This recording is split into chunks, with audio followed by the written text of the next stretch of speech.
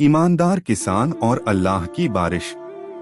एक बार एक बहुत नेक और ईमानदार किसान था। वह अपनी मेहनत से खेती करता था और जब फसल कटती थी तो वह उसे 3 हिस्सों में बांट देता था। एक हिस्सा वह अल्लाह की राह में गरीबों और जरूरतमंदों को दे देता था। दूसरा हिस्सा वह अपने परिवार के लिए रखता था ताकि वे खा सकें।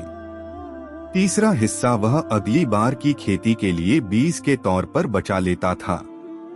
इस तरह वह हर साल अपनी खेती करता था।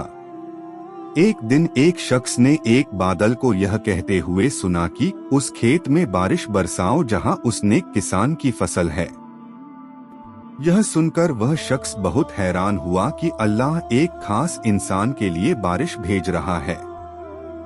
उसने उस किसान से मिलने का फैसला किया। वह किसान के पास गया और उससे उसका नाम पूछा।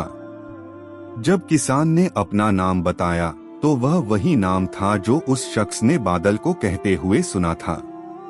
उस शख्स ने किसान से पूछा, तुम ऐसा क्या करते हो कि अल्लाह तुमसे इतना खुश है कि तुम्हारे लिए खास तौर पर बारिश भेजता है? किसान ने जवाब दिया, मैं तो बस इतना करता हूँ कि जब मेरी फसल तैयार होती है तो मैं उसे 3 हिस्सों में बांट देता हूँ। एक हिस्सा गरीबों को देता हूँ, एक अपने परिवार के लिए रखता हूँ और एक अगली खेती के लिए रखता हूँ। इस कहानी से मिलने वाली सीख। अल्लाह की रज़ा। यह कहानी बताती है कि अल्लाह अपने नेक और ईमानदार बंदों से कितना खुश होता है। सवाब का जजा। जो शख्स अल्लाह की राह में कुछ देता है, अल्लाह उसे कहीं ज्यादा देकर नवाजता है। अल्लाह पर भरोसा। किसान को अल्लाह पर पूरा भरोसा था कि अल्लाह उसकी मेहनत और ईमानदारी का बदला जरूर देगा।